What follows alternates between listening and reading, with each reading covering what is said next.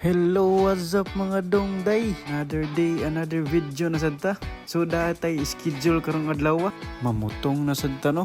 Moadto na pud sa tabunok kung kinsa toy nakita sa katong atong video.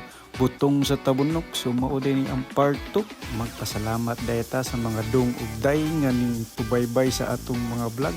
Bisan dili maayo ang tiyempo sa panahon, aw adtuon gyapon nato ang mga butongs.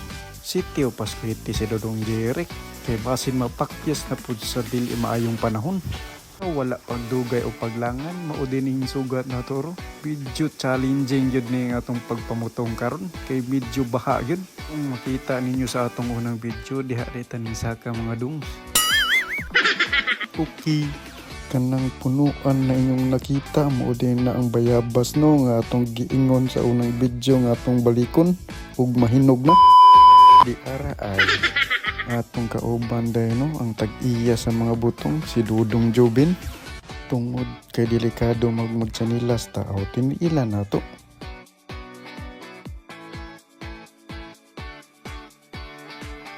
Dili lang sa mukuyog ang akong asawa kay tungod madaot ang iyang bibiskin. Ingani din no, ang makita sa aktual kung mutaak ng tasagna. So bitso delikado yung gamay sipya na to ani aw na quits. Pero dili pwede di mo padayon no kay di anam kita diri. So ato na lang yun ding padayonon. Bitso layo pagid sa tinuod no. Pero ato lang gyapon ni naynayan maabot gyapon tas punuhan ani. Auto ara ay supportive nga videographer bisag layo video yapon. Sa wala paglangan no naabot na gid si Dodong Jeric sa punukan. So una na tong yung kwaon ang gatong atong giingon nga baliko na to. Ara ay spotting aw harbiso na nato dayon kay basig maunhan ta. Kay nakuha naman nato o diretso din ta sa atong pakay. Harbiso na nato ang katong butong. So daghan gyud ay nino kay murag mahugog usa ka bulig. To ara ang mga supportive mailbi og mga asawa videographer. Pasalamat dayta no sa mga tag-iya sa butong no mailbi og papaluloy. Na guys. Nakadala na sila ng butong. Unsa daw? Bit dayon si Dodong Jeric kay mauro bay ampay.